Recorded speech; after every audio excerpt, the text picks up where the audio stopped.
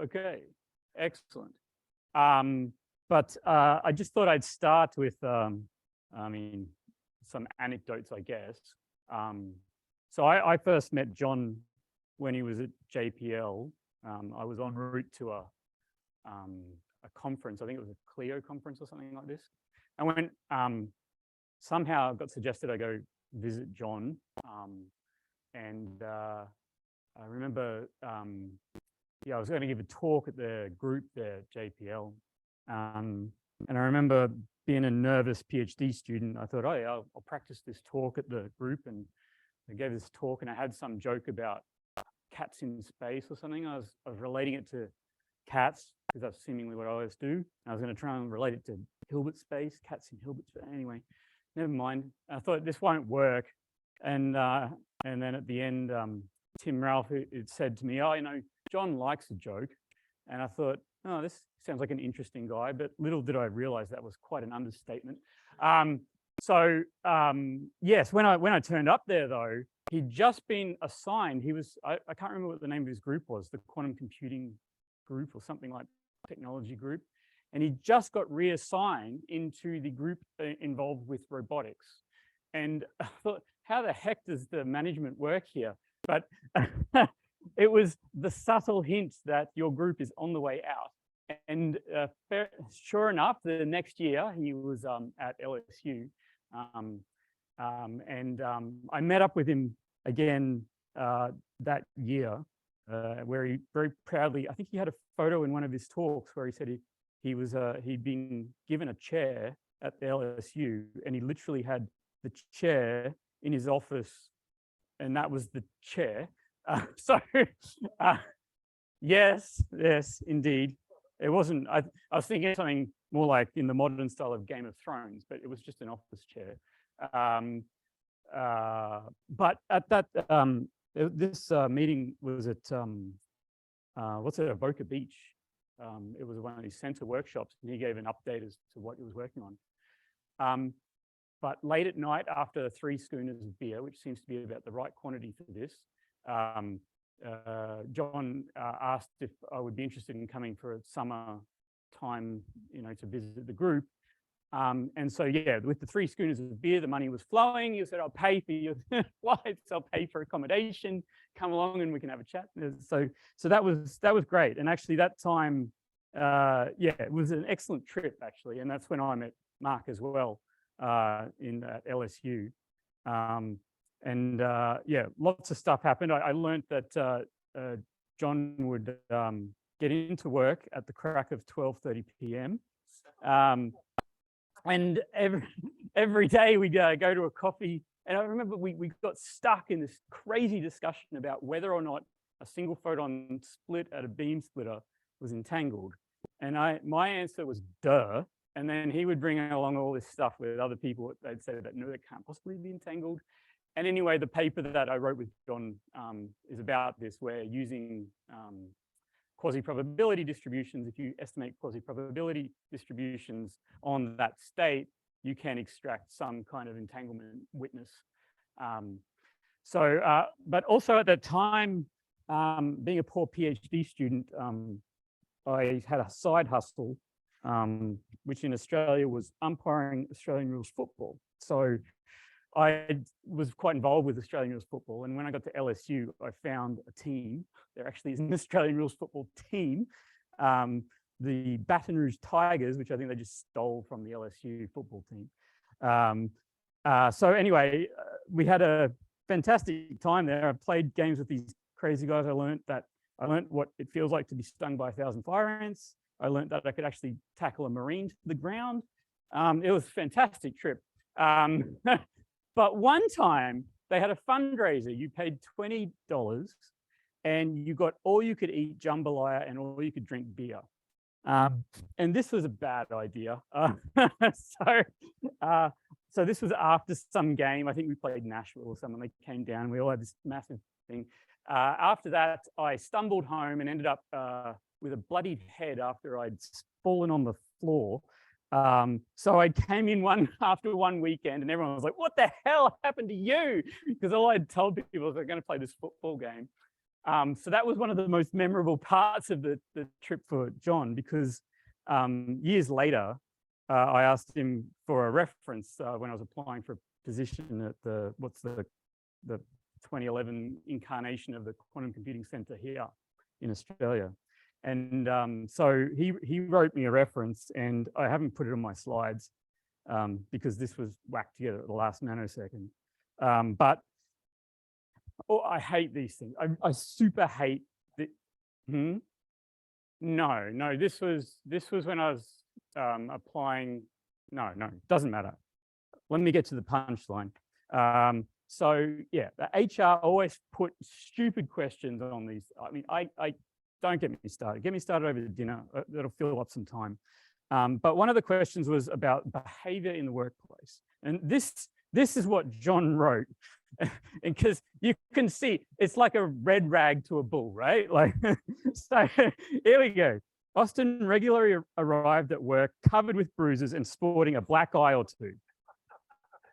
We can only assume these were from bar brawls or Australian rules football games. And based on the injuries, he should be able to hold up his own in either, which in Australia would land him high marks, particularly with respect to being able to defend himself at faculty meetings. So that's you know, you're applying for a job, you're a little bit nervous. That's not quite what you're after. In the end, it was all good. So yes. So while I was at LSU in, I think it was 2007, might have been the summer of 2007. I was in the midst of thinking about my PhD thesis and all kinds of things. And so what I'm going to talk about today is like stuff that I was thinking about back then. I think it's kind of fallen off, which I'll let you decide whether this is interesting or not, or whether it's useful. But basically, it was about using different kinds of encodings for optical quantum information and how you might be able to use that for quantum computing. And in particular, I was interested in these coherent state quantum computing schemes.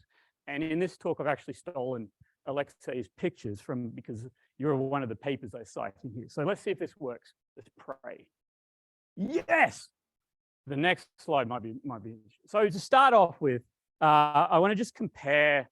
I mean, we've talked about GKP states a lot, but I'm going to come right back to the simplest level and look at the comparison between just Fock states and coherent states.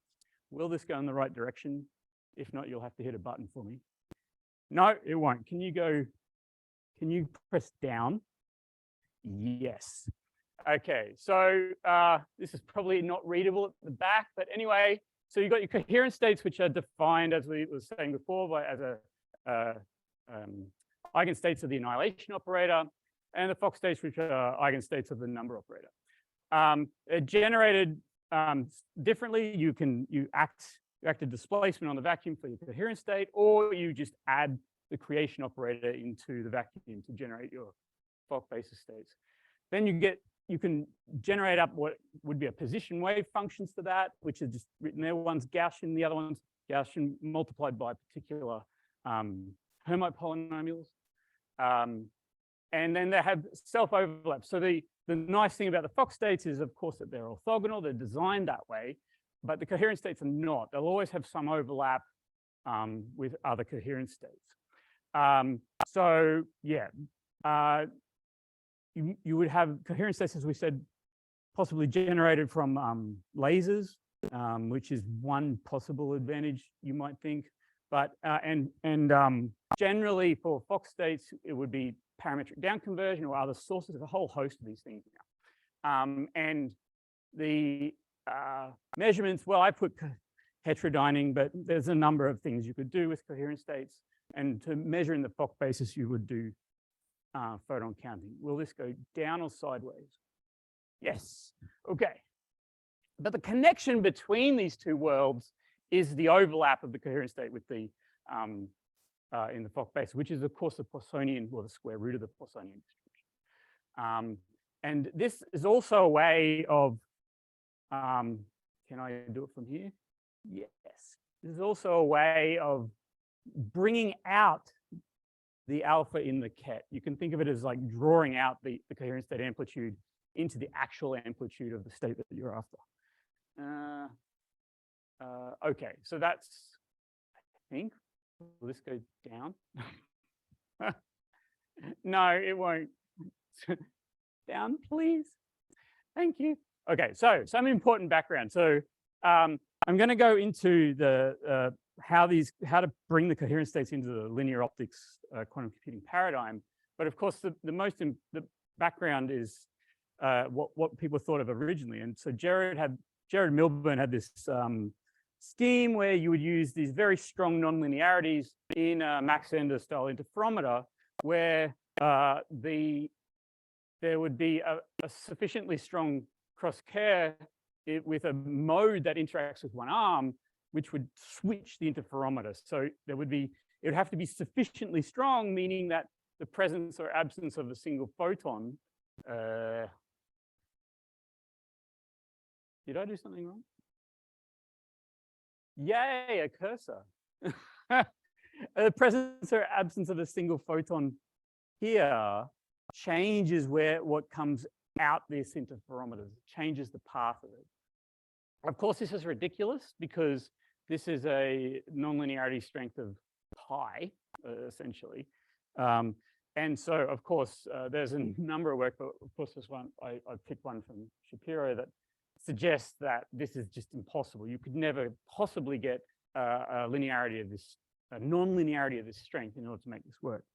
But of course, the way around it at the time was the infamous KLM Nature paper, which has always been known to students to be completely impenetrable as a paper to read.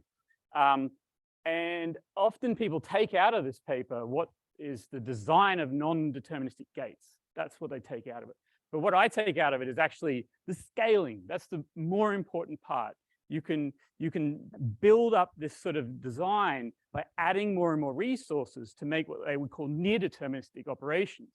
And you would do that by building up these very large entangled states as a resource, utilizing them to push the probabilities of success with linear optics up to probability 1. And so that's what I'm going to explain is going to be part of this, but it's a different style of scaling to probability 1. Okay, so qubits down. Thank you. So we're just going to pick, by our definition, 2 coherent states as our qubit states. Now, this at first value, like when you first see it, you think this is wrong.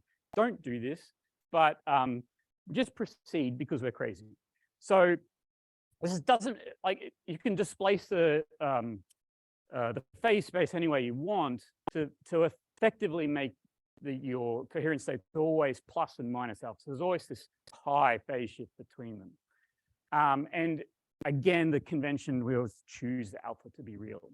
So a general qubit, though, in this basis would look like this, where you can't just write your normalized, like you take any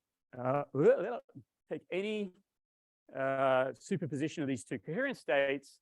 If you were to write it with your coefficients to sum to 1, the mod square of them to sum to 1, then you would not necessarily write down the same normalization factor that you would normally write down because they're non-orthogonal. There's an overlap between the coherent states, which is important in normalizing this state. And this will cause a few headaches, but it's a little bit natural. I'll just keep going.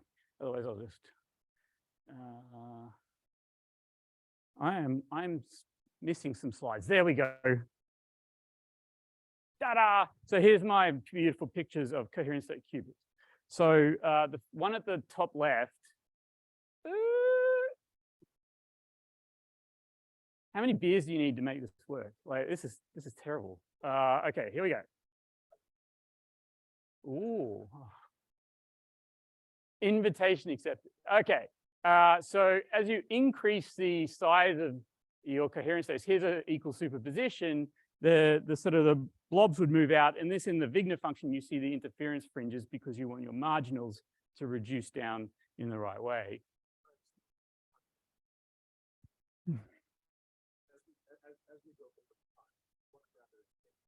Okay, you're preempting me. So in the top left corner, it is the coherent state amplitude is changing.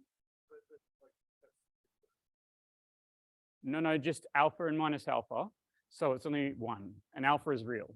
So I'm taking alpha from 0 to something big. Yeah, alpha equals 5, say, or something. And yeah, so that's what, and it's some particular superposition. I'm choosing like the plus superposition set. And then, so right, so that's what's happening in this top left corner. In this one, here I'm choosing the minus superposition, which what happens as the alpha gets smaller, it limits not to the vacuum state, but to a single photon state, because that's the only component that remains in that limit. So even though the two cases look heuristically the same, their limiting case for small alpha is very different. And then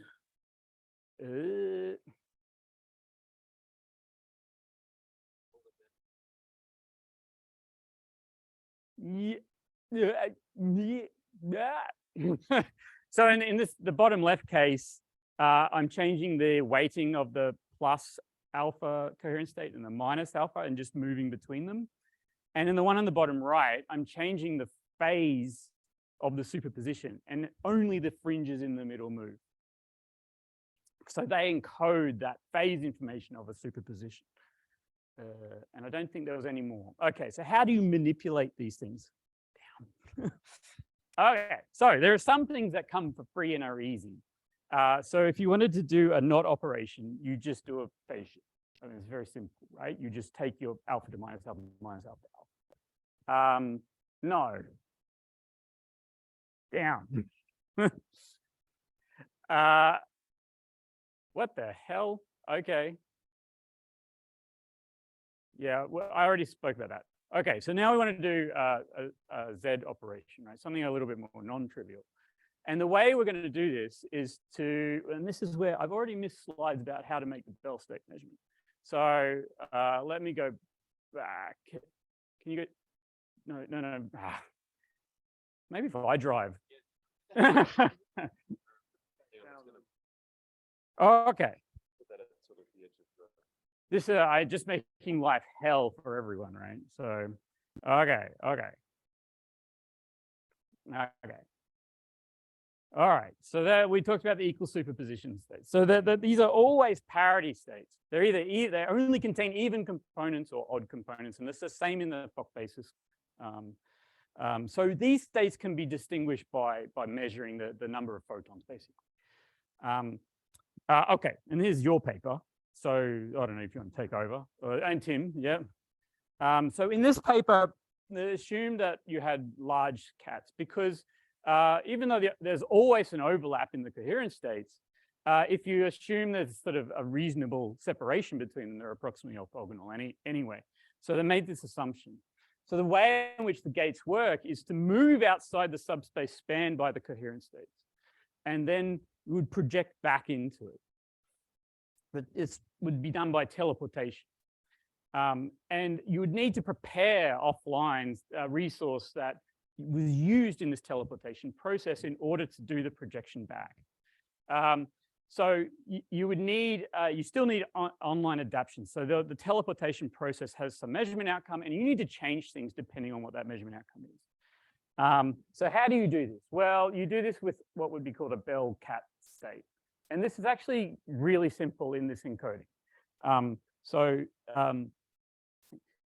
if you take a cat state and mix it at a beam splitter with the vacuum, what it does is it splits up the amplitude evenly into the two modes. And so you go from an evolution of a cat state on the left of √2 alpha, and it goes to a correlated coherent state, which is your Bell encoded cat state on the right. And you can do this for the remainder of them. And you can see that what the distinction is that you're either starting with an even or an odd cat state and evolving it through a beam splitter with the vacuum, or just flipping it over, right? That changes the phase. So here we have all the Bell states encoded in the coherent states, and they're related just by a single beam splitter. Okay, so we can do a Bell basis measurement by performing the reverse of this evolution. We just undo the beam splitter, which is basically the same evolution. And so this will form the basis for how we're going to construct the gates. But notice that, how does this thing fail? Well, if you're going to make a measurement on this thing, you're going to want to try to determine the parity of the cat state on the left. So you do undo this evolution, determine the parity of the cat state on the left. But the thing is that there's this 0 hanging around, which is also even parity and is not the thing you want to do. So the 0 case is the one that confuses you. You'll get the 2 plus cases. Looper, this should be a minus sign. So the 2 plus cases here and here, those are the cases which will can't be distinguished all the time, and you'll get a failure when you measure 0 photons in total. So as you increase the size of alpha, the idea here is that increasing the size of the coherent state amplitude is the thing that's going to drive our failure rate to 0, which is exactly what that last line says. Now we can go to this. So here we go. So basically what you want to do to create a Z rotation is to take your input, push it, displace it in a particular direction, and then perform that Bell basis measurement exactly as I described. And you're going to use a Bell state resource. And if you go through the calculation, what happens is you pull out all the correct factors using the Fock basis amplitudes that I wrote up before. And indeed, what happens is you have a rotation that depends on theta. But implicit in there, there's also the size of the coherent state. But this does always work exactly. It gives you the right, it's an equality. It gives you the right angle, no matter what the size of alpha is. It could be very, very small. You just dial up the right displacement in order to get the right rotation. Okay, so you can do some of this offline. Like basically, you can think of preparing it as an entanglement resource and then consuming it in order to do the rotation. There's also, of course, going to be the corrections that you need to do. The Z correction is a little bit harder because what you basically need to do is keep track of how many phase flips you have, and at the end know that you have to, adjust for these things. So the other way it was described in Tim and Alexei's paper was to do this operation multiple times in order to try and get the right angle. Okay, and now you can also go into a Hadamard gate, and what this is like a self-modulating gate in the same sense as the Z rotation. So what you do is you put in a symmetric beam splitter, mix it all up, do the same kind of thing. If you go and look at the components, you make the right choice of this beam splitter angle, then you can do a Hadamard gate in this encoding. Okay. And then you can also do 2-qubit gates, again, by basically building on the previous constructions by using 2 Bell cat states and then teleporting these things through. So, but everything in these constructions is based on the teleportation. All right, so how do you read out the qubit? There must be some problem because I'm talking here of arbitrary size coherent states. Well, it turns out what you could actually do, and this was written by this Jeong and Kim paper, is to prepare an ancilla state that has the right coherent state amplitude, mix them together, and just use the path at which the energy comes out as your signal. So if you had a plus alpha and mix them together, you get interference in a particular direction. And if you had a minus alpha, you get it in the other direction. And again, this thing will fail. It has to fail because it's an unambiguous state discrimination. And that failure, again, is when you measure no photons. So if you measured the thing on the right and you found no photons, you couldn't tell the difference between those two cases. All right, so all these gates can be designed to work for arbitrary alpha non-deterministically, but for all alpha greater than 0. And so the idea that in my PhD thesis was to incorporate this non-determinism into a higher level of encoding that has fault tolerance on top of it. So basically the way you think about it is the alpha, the size of the coherent state you use for encoding, tells you the rate at which things will fail. If you take a very small one, they'll fail very often. If you take a large one, they'll fail very, very infrequently. The problem with having a large alpha is that superpositions become very fragile because there's a lot of photons in there, and if you lose one, you've suddenly flipped the phase. So there's a trade-off between the non-determinism and the sensitivity to loss and errors like this. So at the end of my PhD, I shared an office with Henry Hazelgrove, who worked with Michael Nielsen. He had this enormous amount of code that was set up in order to just give thresholds. So we fed in the parameters for all these schemes and came up with curves that look like this. So the thing on the x-axis is the amplitude of encoding, and the thing on the left axis, which you can't see the numbers, is the loss rate.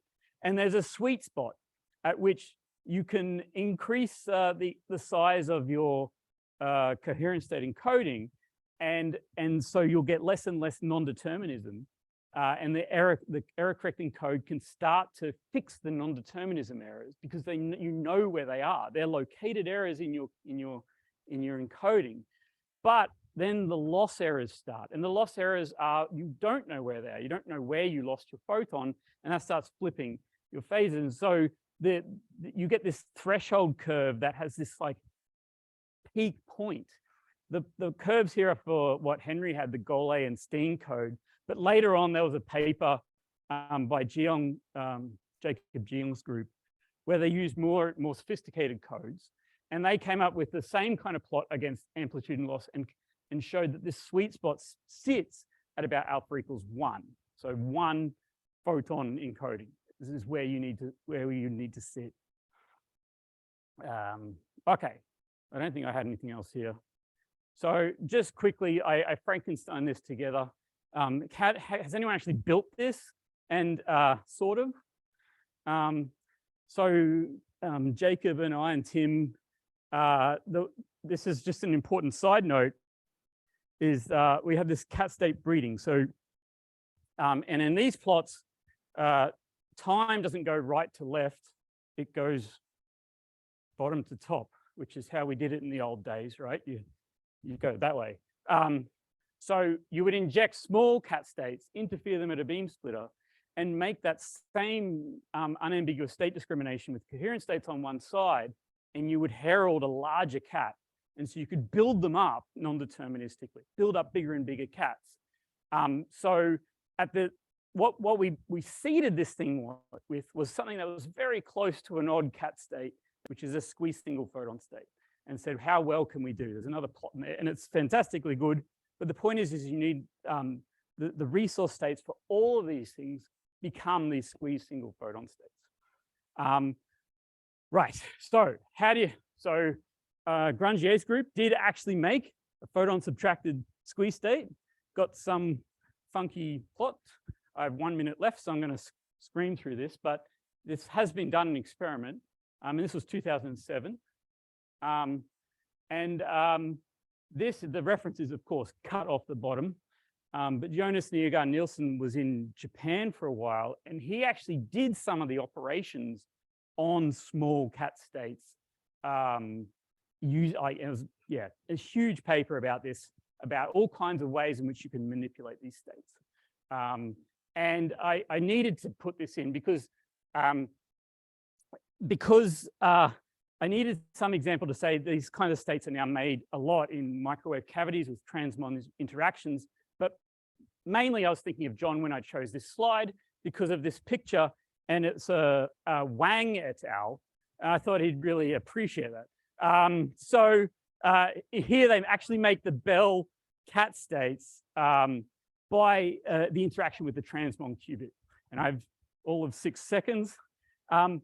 And very recently, Gaussian boson sampling has been a big thing. So you can actually put, if you go back to my squeeze single photons, linear optics, photon detection, that does fit in this paradigm of Gaussian boson sampling so maybe there's some way in which one could incorporate gadgets into a construction like this, but anyway, that's just more speculation than anything. And there's my summary. So I showed you could do the coherent states, and they still work for small amplitudes. The trade-off is, of course, the non-determinism, and you can build in something. You can use that in building error correcting codes, but it's no free lunch, right? So you still have a whole lot of stuff that needs to happen. But yeah, and yeah, that's it. I've run out of time. Thank you.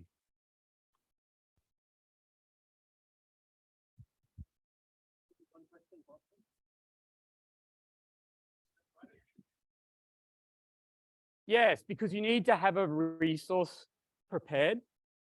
So the Bell-Cat resource for teleportation is still needed to be prepared.